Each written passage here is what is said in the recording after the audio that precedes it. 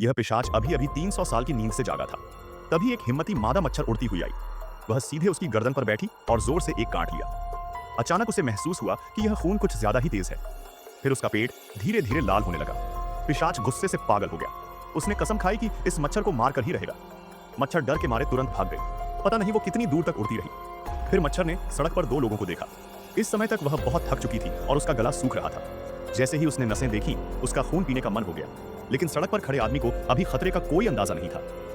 मच्छर ने मौका देखकर आदमी के ध्यान न देने पर जोर जोर से कुछ काट लिया। लेकिन आदमी ने एक थप्पड़ मारा और मच्छर को सीधे ऊपर भेज दिया। पर जिसे मच्छर ने काटा था, उसे तुरंत अजीब सा महसूस होने लगा।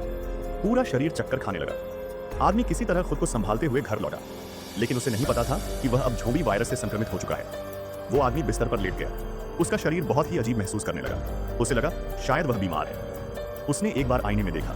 जैसे ही उसने देखा तो डर के मारे उसकी जान ही निकल गई। लेकिन अगले ही पल वह सामान्य दिखने लगा। आदमी ने सोचा शायद आंखों का धोखा है, तो उसने ज्यादा ध्यान नहीं दिया। फिर वह लिफ्ट में गया। लेकिन लिफ्ट में किसी की लंबी गर्दन देखकर वह बहुत उत्साहित हो गया। उसका मन कर रहा था कि उस गर्दन को पकड़कर काट ले। वह खुद समझ नहीं पा रहा था कि उसे गर्दन देखकर काटने का मन क्यों हो रहा है। आईने में अपनी परछाई देखकर वह लगभग डर के मारे बेहोश हो गया। लिफ्ट में मौजूद लोग डर के मारे लिफ्ट से भाग निकले। आदमी तेजी से घर लौटा और इंटरनेट पर जानकारी खोजी। तब उसे पता चला कि ये सब वैम्पायर पिशाच के लक्षण हैं। जानकारी में यह भी लिखा था कि वैम्पायर को सूरज की रोशनी से डर लगता है।